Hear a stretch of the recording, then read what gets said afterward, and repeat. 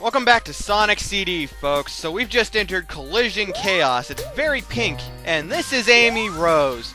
As you can guess from the heart, she's in love with Sonic. There again, though, who isn't? Oh shit! It's Metal Sonic! Holy shit! And he just kidnapped Amy Rose. Well, that's no good, so we better go and friggin' stop him before he goes anywhere with her. So yeah, those are the two new characters that they've added to the Sonic franchise as of Sonic CD. We'll be seeing a lot more of Amy Rose much later on. Metal Sonic, we'll be seeing sooner than you think. Of course, though, I'm talking after this game. We still don't know if Amy Rose is going to survive this, right? But anyway, this is Collision Chaos. Lots and lots of bumpers and the flashy, bouncy things.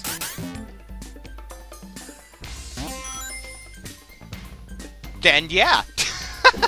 Lost my train of thought. You guys are probably used to that by now, I would hope. This right here is what I consider the best place to go into the past for Act 1 of Collision Chaos.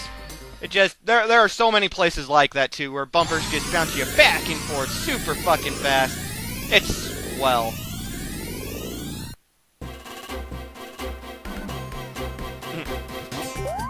And so, I didn't mention this in part 1, but you guys may have been noticing it. The music is different for every time period of every act in the game. Or rather, of every zone. For example, you guys probably just realized the past music of Collision Chaos here is different from the present music of Collision Chaos. And the good future music of Collision Chaos is different as well, and so is, I believe, the bad future of Collision Chaos's music. For that, fly over to the left, and boom! The flower sizer is now destroyed. Huzzah! But yeah, the music is different for every single time period of every single zone in the game, as well as the two futures. But, some even more trivia, the soundtrack for the present and the two futures is also different depending on whether or not you're playing the US version of Sonic CD or the Japanese/European version of Sonic CD. Now, I know this is pretty heavily debated stuff here. A lot of folks think that the Japanese soundtrack is friggin' million times better than the American soundtrack. Honestly, I think they all sound pretty great to me. I got no problems with the soundtrack whatsoever. And, you know, living in Cornell, USA, I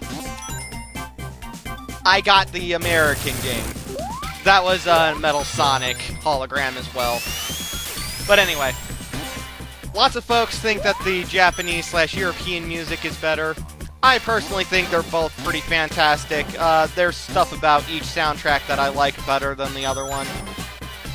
But for some reason, the past of both the American and the Japanese soundtrack is still the same. I've heard some folks say it's because it's hard-coded or something. I don't know. I think that that's just some kind of rationalization excuse thing, because I can't imagine that it would be very hard to change the soundtrack very much. That's just me, though.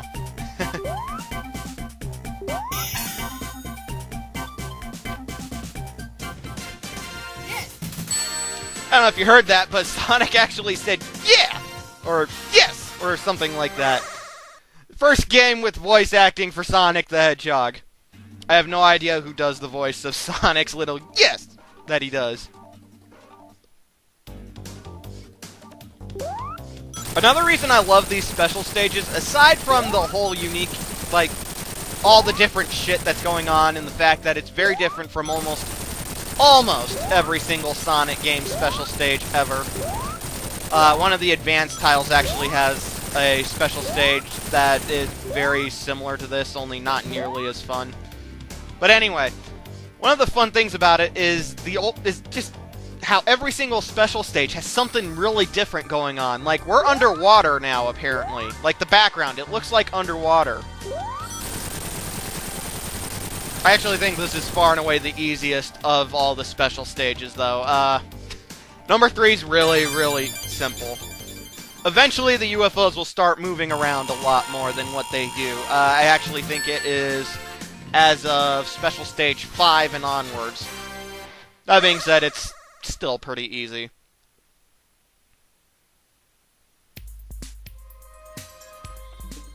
But now it's time for Act 2. So yeah, this place is really crazy. I don't know if Dr. Eggman built this place on the little planet. I'm assuming he did because, you know, lots of machines and whatnot on a planet that floats around the planet or orbits the planet or something and only shows up once every so many years and whatnot. I find it hard to believe that this would naturally be here. Anywho, we're actually coming up on where I think the best place to go into the past for Act 2 of Collision Chaos is. Right next to this signpost, when you run into this spring, I recommend spin dashing. Just hold the down button. Don't move left or right, just hold down.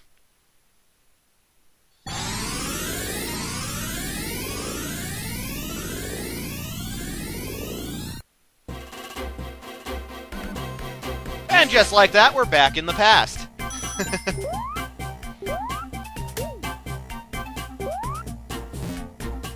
One of the things that's pretty well designed for Sonic CD, you guys may have been noticing, but there are like virtually no bottomless pits. In fact, there's only one bottomless pit. I know a lot of people have trouble with it, but honestly, I've never fallen into it myself. There again, though, I don't actually play Sonic CD all the time. So, you know. I was not expecting to fly all the way to the left right there. That caught me so off guard. But anywho, I now have 50 rings. I should be pretty much set for this act. As long as I don't get hit. Which, of course, I'm not gonna get hit. I mean, how often have I been getting hit? I don't know. But we still need to find the flower sizer, if you will. Wonder how many people I'm gonna annoy by calling it that. This time Metal Sonic's kicking a fucking rabbit. God. When you destroy the hologram, lots of animals appear throughout the stage, so I'm not sure how that works exactly. I'm not gonna question it.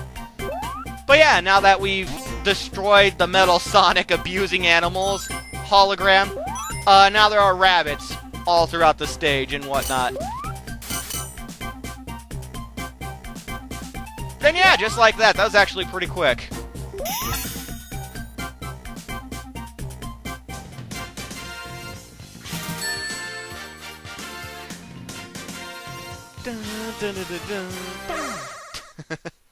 Never gets old.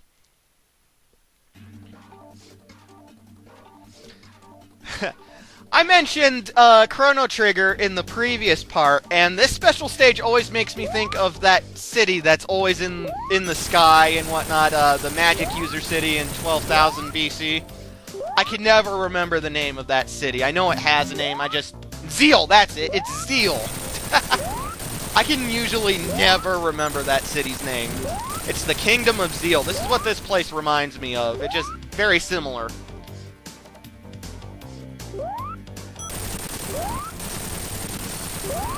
Some of the terrain on the stage doesn't really hinder you, per se, but it does slow down Sonic's running. This is actually something that can be seen as useful. Going fast is always a good thing, usually, but, you know, you can use the slowdown part to make sharper turns, as well as the bumpers for that. But anyway, that was the 4th time stone. Fantastical!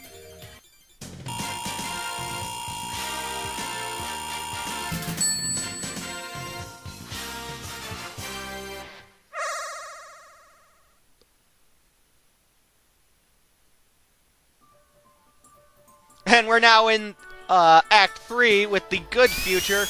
Very blue and greenish. Now, the boss of this isn't really a boss per se, as much as a mini...